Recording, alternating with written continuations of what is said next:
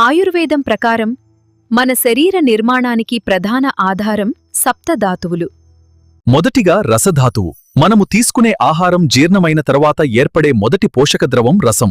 ఇది మొత్తం శరీరానికి పోషణ ఇస్తుంది. తర్వాత రక్తధాతువు. ఇది శరీరానికి జీవం లాంటిది.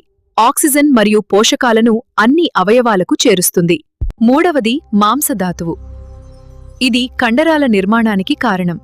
ఇది శరీరానికి ఆకారం మరియు బలమిస్తుంది. నాలుగవది మేధోధాతువు. ఇది కొవ్వు కణజాలం శక్తిని నిల్వ చేస్తుంది మరియు శరీరానికి స్నిగ్ధత ఇస్తుంది మరియు మన శరీర నిర్మాణాన్ని సమతుల్యంగా ఉంచుతుంది. ఐదవది అస్థిధాతువు.